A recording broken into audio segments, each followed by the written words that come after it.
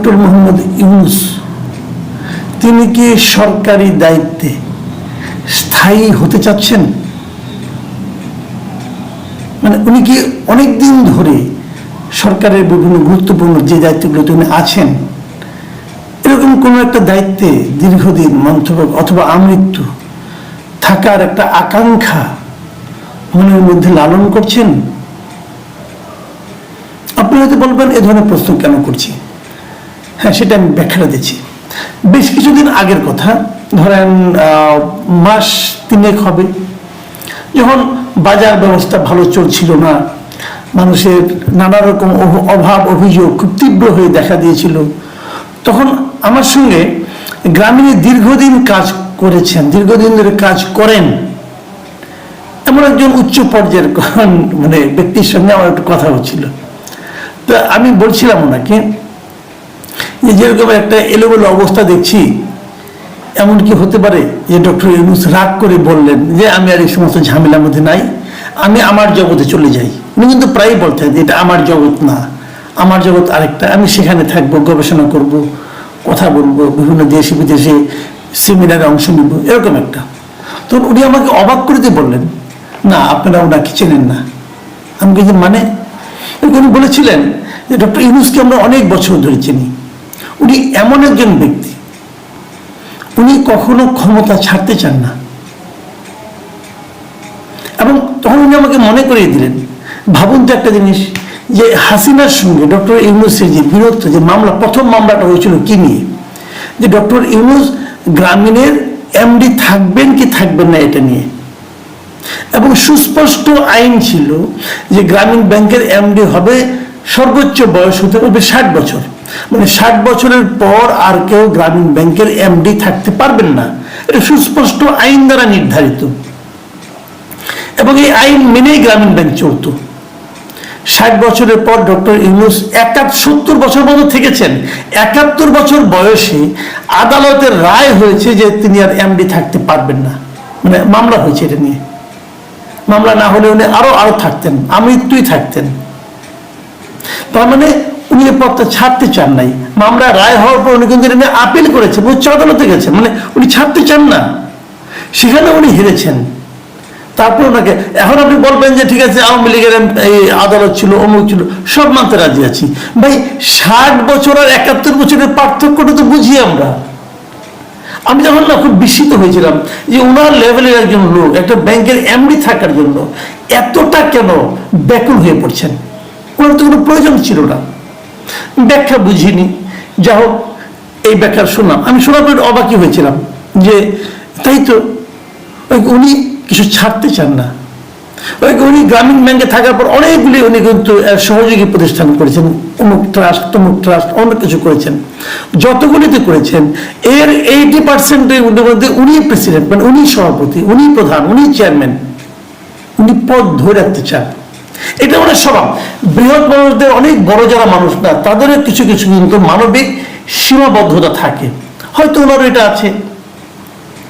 এখন আপনারা হয়তো বলবেন যে এই প্রসঙ্গটা আমি এখন কেন আলোচনা করছি, সেটা আপনাদেরকে আমি বলছি কেন করছি। গতকালকে আমি একটা থিওরি দেখলাম। থিওরি কি, এই সময়ে অনলাইনে ইউটিউবে সবচেয়ে প্রভাবশালী যে ব্যক্তি, মানে আমি যেটা দেখি বাংলাদেশের জন্য আর কি, ইনি হলেন মিস্টার পিনাকি ভট্টাচার্য। অসম্ভব জ্ঞানী মানুষ, প্রচুর পড়াশোনা করেন, প্রচুর অশ্লীল কথাবার্তাও বলেন। ওনার বহুবিধ প্রতিভা, বহুমুখী প্রতিভা। যাক, ওনার সঙ্গে আমার একটা বিরোধ তৈরি হয়েছে। উনি আমার বিরুদ্ধে নানা ধরনের আলটিমেটাম দিয়েছেন, হয়তো আগামীতে আরো অনেক কিছু করবেন, সেটা ওনার ব্যাপার। আমার মতো ক্ষুদ্র লোক কেন ওনাকে বিরক্ত করছে আমি বুঝতে পারি না।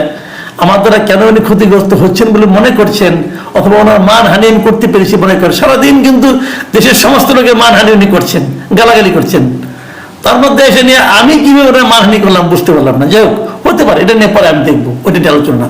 কিন্তু কালকে উনি একটা চমৎকার ভিডিওটা আমার ভালো লাগছে। সত্যি কথা বলি, আমি বটম লাইন ভিডিওটা আমি মন দিয়ে দেখেছি, আমার ভালো লেগেছে।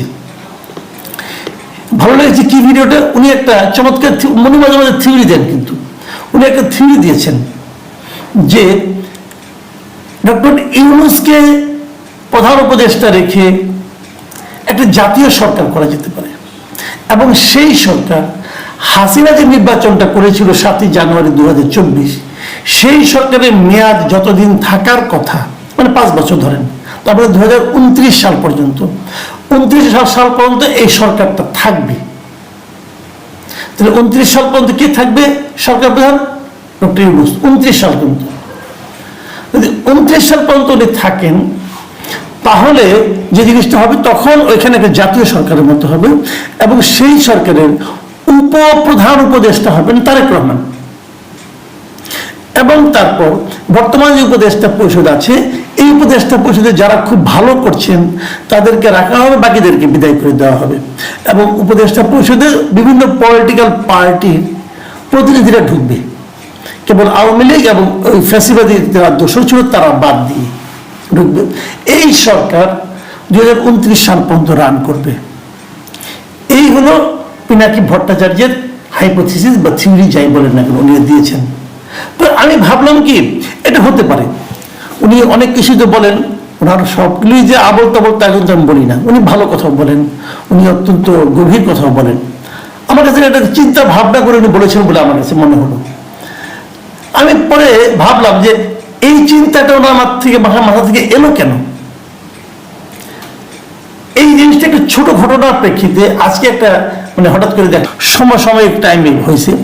সেখানে হলো এই যে এনসিপি আছে, জাতীয় নাগরিক পার্টি, এই পার্টির একজন নেতা, আবার সে অনেকে বলে যে ভাই আপনাকে এই লোক ছাড়া কাউকে পান না, না আমি পাই না তা না, হঠাৎ করে যেহেতু ঘটনার সঙ্গে প্রাসঙ্গিক তাই বলছি।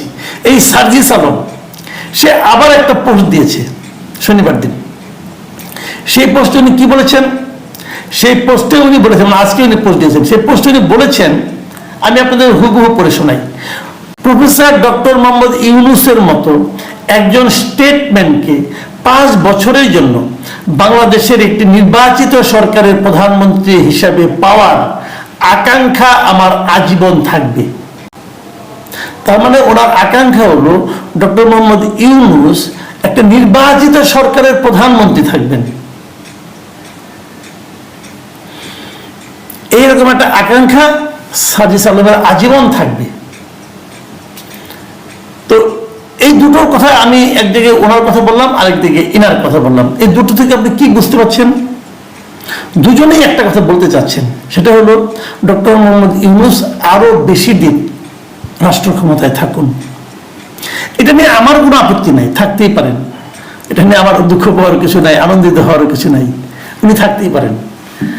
আমার বক্তব্যটা হলো একই সময়ে একই ধরনের দুই জায়গা থেকে একই ব্যক্তিকে নিয়ে দুইটা আকাঙ্ক্ষা, একই রকম আকাঙ্ক্ষা যে এলো, এটা কি কেবলই কাকতালীয়? আমার কিন্তু তা মনে হয় না। আমার কেন যেন মনে হয় দুজনই এই ব্যাপারে এই ধরনের আকাঙ্ক্ষা প্রকাশের আগে ডক্টর ইউনূসের সঙ্গে কথা বলে নিয়েছেন। এখন আপনি তো বলবেন উনি কিভাবে থাকবেন, উনি তো কোনো পার্টি করেন নাই। এটাও কিন্তু আমি মনে করি ঠিক না, উনি পার্টি করেছেন। এই ছাত্রদের যে দলটা, এটা তো ওনার পার্টি। উনি মানুন অথবা উনি বলুন অথবা না বলুন, যাই করুন, আমি মনে করি এটা ওনার পার্টি। কেন মনে করি সেটাও বলি।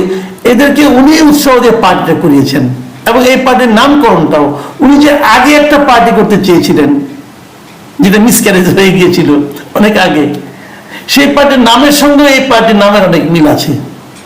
তো যাই হোক, তো উনি এই পার্টিটা, আমি মনে করি এই পার্টির সঙ্গে ওনার একটা খুব ভালো সম্পর্ক আছে বলেই এই পার্টির নেতারা বিভিন্ন জায়গায়, দেশের বিভিন্ন জায়গায় যখন যান, তখন সরকারি পার্টির যে বাহাদুরি, যে পাওয়ার, যে এটা তো এক্সারসাইজ করতে পারেন অবাধে। প্রশাসনও তাদেরকে সেটা করতে দেয়, এবং এই ছাত্রদের দুজন প্রতিনিধি সরকারের মধ্যেও আছেন। তো সব মিলিয়ে এটা মনে করি ওনার পার্টি। তাহলে বলবেন যে উনি তো ইলেকশন না করলে উনি কিভাবে প্রধানমন্ত্রী হবেন, সেটাও হতে পারেন, কোনো সমস্যা নেই। যদি ইলেকশনে কোনোভাবে এদেরকে পাশ করিয়ে আনা যায়, তো ডক্টর ইউনূসকে প্রধানমন্ত্রী বানানোই যাবে। বলবেন তো উনি তো ইলেক্টেড না, হ্যাঁ, তারপরে উনি একটা উপনির্বাচন দিয়ে ইলেক্টেড হয়ে যাবেন। চাইলে সবই হয়। আমার এটি মনে হচ্ছে সে ধরনের একটা লক্ষ্যের দিকে হয়তো উনি যাচ্ছেন। অথবা এমনও হতে পারে উনি হয়তো একটা অ্যারেঞ্জমেন্টে যাবেন সবার সঙ্গে, যে পরবর্তী সময়ে যারাই নির্বাচিত হন না কেন তাদের সঙ্গে বলবেন যে তোমরা নির্বাচিত হলে ডক্টর ইউনূসকে প্রেসিডেন্ট বানাও। তাও হতে পারে। এটা আমরা আগেও দেখেছি, আওয়ামী লীগ তো শাহাবুদ্দিন আহমেদকে প্রেসিডেন্ট বানিয়েছিল। উনি এক সময় ওই সর্বদলীয় একটা এই সরকারের সবার মানে মতে নির্দলীয় একটা সরকারের উনি প্রধান ছিলেন। উনি কিন্তু একটা টার্ম পরে কিন্তু প্রেসিডেন্ট হয়েছিলেন, আওয়ামী লীগ বানিয়েছিল, ওনাকে বানাতে কোনো সমস্যা নাই।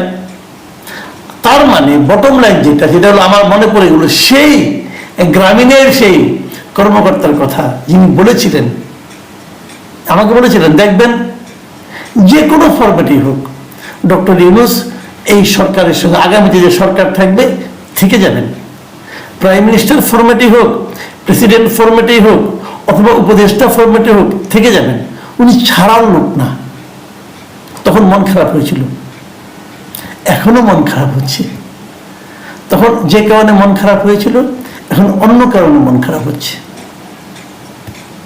প্রিয় দর্শক, এখন এই পর্যন্তই। আল্লাহ হাফেজ।